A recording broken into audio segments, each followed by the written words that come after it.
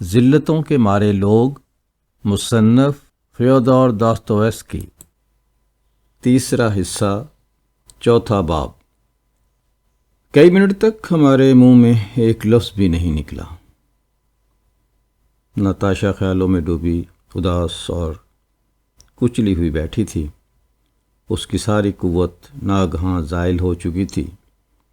نظریں سامنے تھیں اور کچھ نہیں دیکھ رہی تھی، جیسے گمسم ہو۔ الویشا کا ہاتھ اس نے اپنے ہاتھوں میں تھام رکھا تھا۔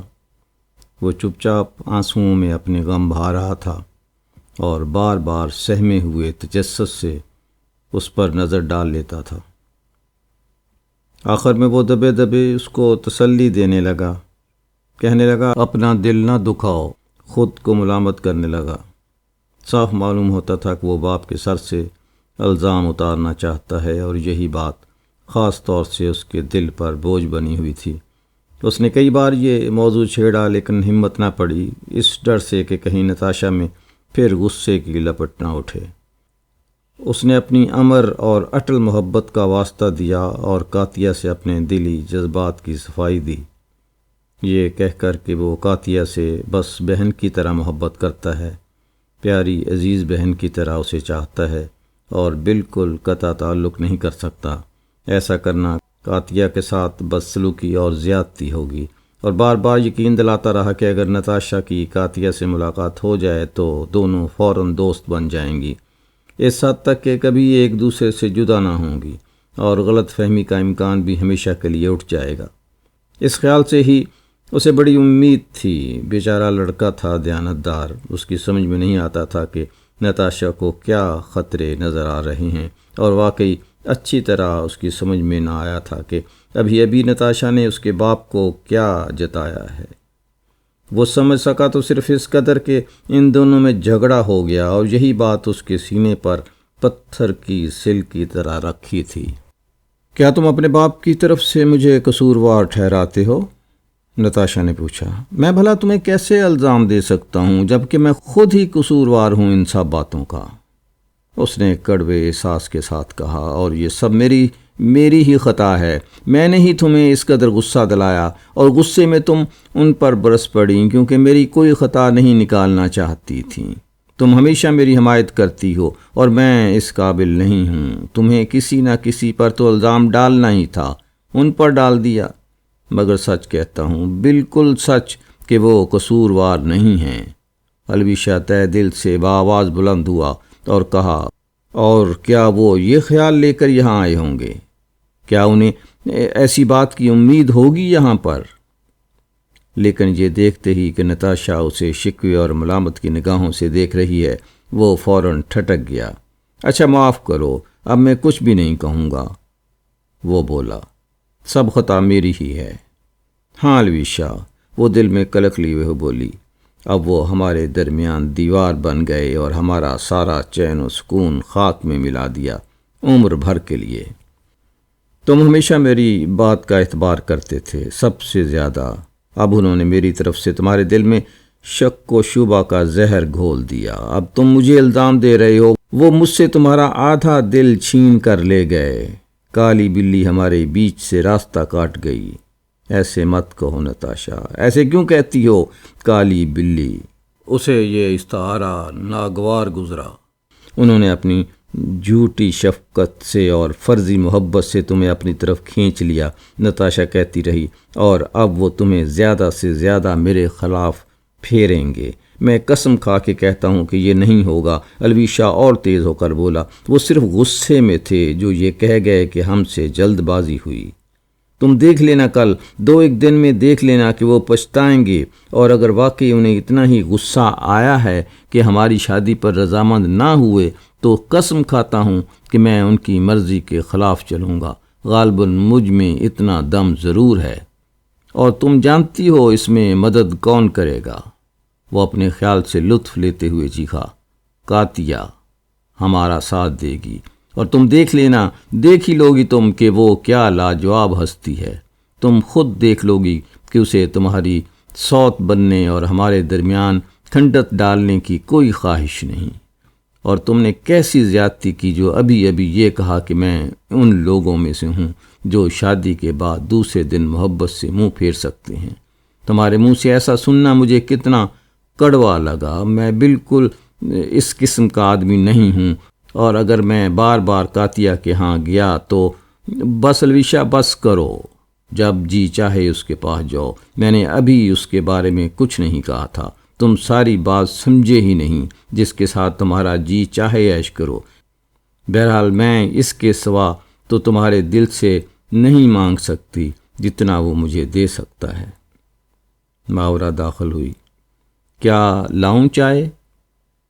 مذاق بنا رکھا ہے کہ سماوات 2 گھنٹے سے کھول رہا ہے، 11 بج گئے ہیں رات کے۔ وہ بگڑ کر سختی سے بولی۔ صاف معلوم ہوتا تھا کہ اس کا موڈ بگڑا ہوا ہے اور نتاشا پر جھلائی ہوئی ہے۔ واقعہ یہ ہے کہ منگل کی رات سے ہی وہ اس بات پر مزے لے رہی تھی کہ اب اس کی نوجوان مالکن کی، جس پر وہ بری طرح محبت کرتی ہے، شادی ہو جائے گی، اور اس بات کو خوشی کے مارے اس نے اب تک ساری عمارت میں، دکانوں میں اور پاس پڑوس کے لوگوں میں پھیلا دیا تھا، جہاں تک وہ چوکیدار سے بھی کہہ دیا تھا۔ وہ بڑھ چڑھ کر سنا رہی تھی اور دوسروں سے فاتحانہ شان سے کہتی پھرتی تھی کہ پرنس، جو بہت بڑے صاحب حیثیت آدمی، جنرل اور بہت بڑے دولت مند شخص ہیں، خود یہاں آئے تھے، اور انہوں نے مالکن سے شادی کی درخواست کی ہے، اور ماورا نے خود اپنے کانوں سے یہ گفتگو سنی ہے، اور اب ایک دم سب کا سب ہوا ہو گیا۔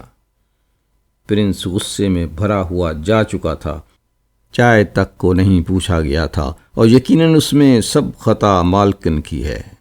ماورا نے اپنے کانوں مالکن کے منہ سے اس کی شان میں سخت کلمے سنے تھے۔ اچھا، ہاں لے آؤ، نتاشا نے جواب دیا، اور چائے کے ساتھ کچھ کھانے کو لاؤں کہ نہیں؟ وہ بھی صحیح، نتاشا گڑبڑائی ہوئی تھی۔ پکاتے پکاتے ماورا نے کہا، کل سے میری ٹانگیں شل ہو گئیں، شراب کے لیے نیفسکی تک دوڑ لگائی، اور وہ بگڑ کر زور سے پٹ بھیڑ کر نکل گئی۔ نتاشا سرخ ہو گئی اور کچھ عجیب نظر سے اس نے مجھے دیکھا۔ اسی اسنا میں چائے لائی گئی اور اسی کے ساتھ کچھ کھانے کا سامان لگا دیا گیا۔ چڑیا تھی، کسی قسم کی مچھلی تھی، یلیسیف کی مشہور دکان والی عمدہ شراب کی 2 بوتلیں تھیں۔ آخر کیوں یہ سب تیاریاں کی گئیں؟ میں نے جی میں سوچا۔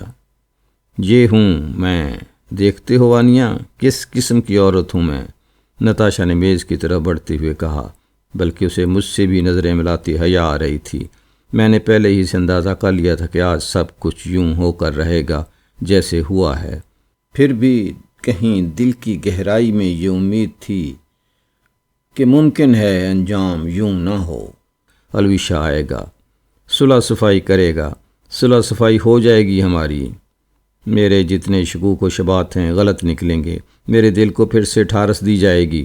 احتیاط کے طور پر میں نے رات کے کھانے کا بھی انتظام کر رکھا تھا۔ میں نے تو سوچا تھا کہ ممکن ہے ہم دیر تک بیٹھیں، باتیں کرتے رہیں۔ بیچاری نتاشا یہ جملے کہتے وقت بالکل ہی سرخ ہو گئی تھی۔ الوشا مسرت سے بے خود ہو گیا۔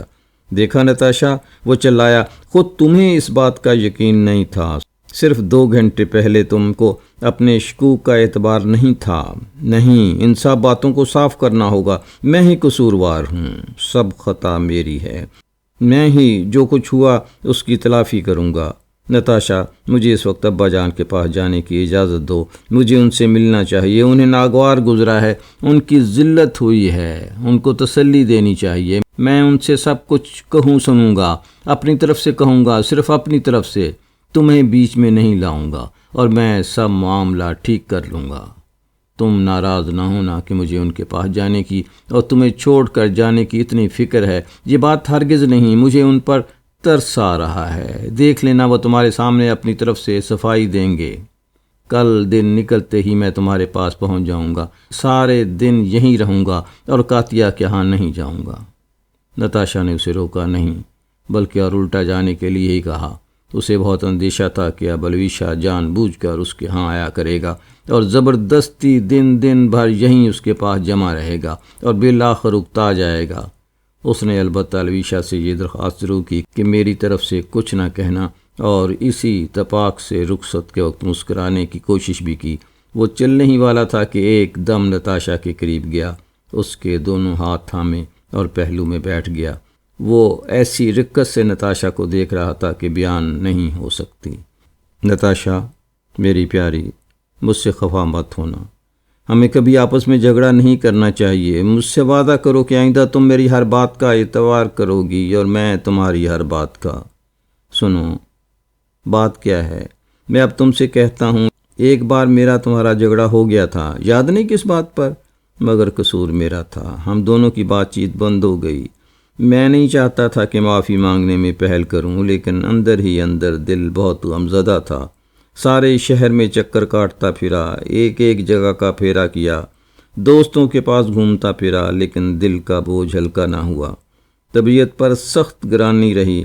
پھر میرے دماغ میں آیا، کیا ہو جو تم کسی وجہ سے بیمار پڑ جاؤ اور مر جاؤ۔ جیسے ہی میں نے اس کا تصور کیا، مجھ پر ایک دم ایسا دورہ پڑ گیا گویا ہمیشہ کے لیے تم سے بچھڑ گیا ہوں۔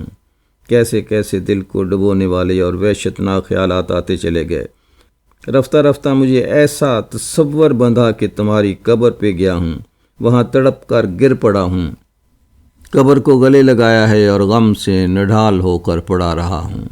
خیال آیا کہ قبر کو میں نے چوما اور تمہیں پکارا اور دم بھر کے لیے تمہارے دیدار کی تمنا کی، خدا سے دعا کی کہ وہ اپنی رحمت سے تمہیں ایک لمحے کے لیے صحیح مگر میرے سامنے لے آئے۔ میں نے سوچا کہ میں تمہیں گلے لگانے کو کس قدر بے چین ہو کر دوڑتا، تمہیں سینے سے بھینچ لیتا، چومتا، پیار کرتا، اور ایسا لگا کہ صرف اس خاطر کہ ایک لمحے کو تمہیں پہلے کی طرح اپنے بازوؤں میں لے سکوں، جان دے ڈالنا پسند کروں گا۔ جب میں یہ سب کچھ سوچ رہا تھا تو ایک دم خیال آیا، ارے ایک لمحے کے دیدار کو تو میں خدا سے دعا مانگتا پھر رہا ہوں، اور 6 مہینے سے تمہارا میرا ساتھ ہے، اور ان 6 مہینوں میں کتنی بار ہمارے درمیان جھگڑا ہو چکا ہے، کئی دن تک کے لیے بات چیت بند رہی ہے، کئی دنوں تک ہمارے درمیان ناگواری اور کڑواہٹ رہی ہے، اور ہم نے اپنی خواہشوں کی قدر تک نہیں کی۔ حالانکہ میں تمہیں قبر سے باہر پکار رہا ہوں، لمحے بھر کے لیے، اور اس ایک لمحے کی خاطر اپنی جان تک قربان کرنے کو تیار ہوں۔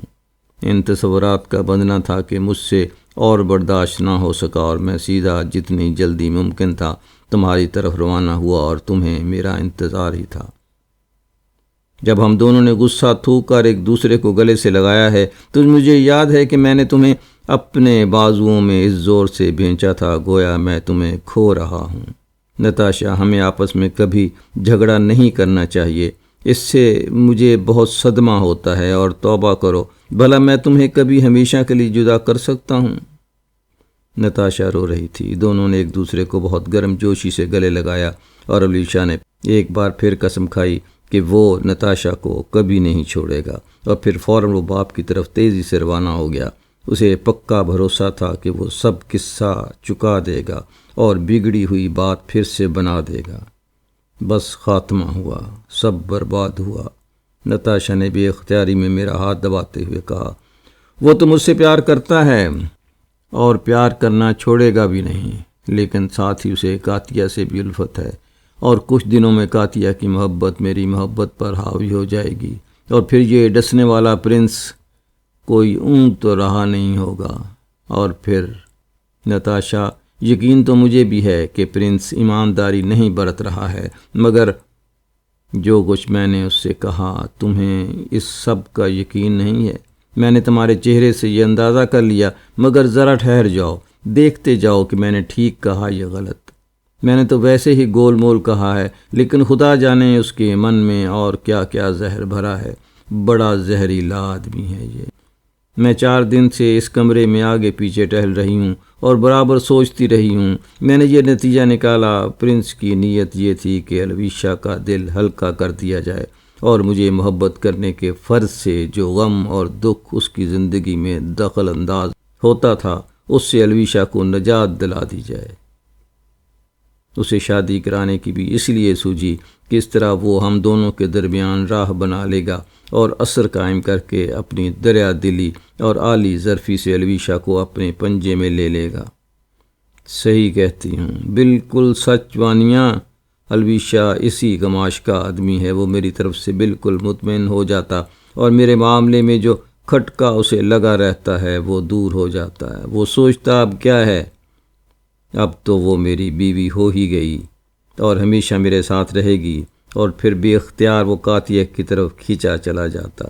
پرنس نے خوب اچھی طرح قاطیہ کو سمجھا ہوگا اور قیاس دوڑایا ہوگا کہ اس سے اس کا جوڑ بیٹھتا ہے، اور یہ کہ قاطیہ اسے میری بنسبت زیادہ شدت سے اپنی جانب کھینچ سکتی ہے۔ ہائے وانیا، اب لے دے کہ تمہیں سے امید رہ گئی ہے۔ پرنس چاہتا ہے کہ تم سے دوستی گانٹھے، کسی وجہ سے، اور قریبی تعلقات قائم کرے۔ تم اس سے کنارہ مت کرنا اور کوشش کرنا میرے پیارے، خدا کے لیے کوشش کرنا کہ کاؤنٹیس سے تمہاری جلدی ہی ملاقات ہو جائے۔ پھر اس قاطیہ سے جان پہچان پیدا کرو اور اس کو ٹھونک بجا کے دیکھو اور مجھے بتاؤ کہ وہ ہے کس قسم کی۔ مجھے ضرورت اس کی ہے کہ تمہاری نظر وہاں پہنچے۔ کوئی مجھے اس طرح نہیں سمجھتا جیسے تم، اور تم ہی جانتے ہو کہ مجھے کیا چاہیے۔ غور سے دیکھو کہ ان دونوں کی دوستی کہاں تک ہے، ان کے درمیان کیا معاملات ہیں اور وہ کن چیزوں پر بات چیت کرتے ہیں۔ سب سے اہم یہ ہے کہ قاطیہ پر نظر رکھنا۔ اس دفعہ ایک بار پھر مجھ پر ثابت کر دو میرے پیارے، میرے عزیز دوست وانیا، ایک بار پھر مجھے اپنی دوستی کا ثبوت دے دو۔ اب بس تم پر ہی، صرف تم پر ہی میری امیدوں کا دار و مدار رہ گیا ہے۔ جب میں گھر لوٹا ہوں تو رات کا 1 بج چکا تھا۔ نیلی نے نیند بھری صورت سے اٹھ کر دروازہ کھولا۔ وہ مسکرائی اور بشاشت سے اس نے مجھ پر نگاہ کی۔ بیچاری بچی اس بات پر لجا رہی تھی کہ اس کی آنکھ لگ گئی۔ وہ چاہتی تھی کہ میرے انتظار میں جاگتی رہے۔ یہ بھی اس کی زبانی معلوم ہوا کہ کوئی مجھے پوچھتا ہوا دروازے پر آیا تھا، تھوڑی دیر بیٹھا اور میز پر کاغذ کا پرزہ رکھ کر چھوڑ گیا ہے۔ یہ مسلوبیوف کا رکا تھا۔ دوسرے دن اس نے مجھے اپنے گھر 12-1 کے درمیان بلایا تھا۔ سوچا کہ نیلی سے کچھ پوچھوں، مگر صبح تک کے لیے ارادہ ملتوی کر دیا اور اس سے اصرار کیا کہ جا کے سو رہے۔ بیچاری لڑکی میرا انتظار کرتے کرتے تھک گئی تھی اور میرے گھر پہنچنے سے صرف آدھا گھنٹہ پہلے ہی اس کی آنکھ لگ گئی تھی۔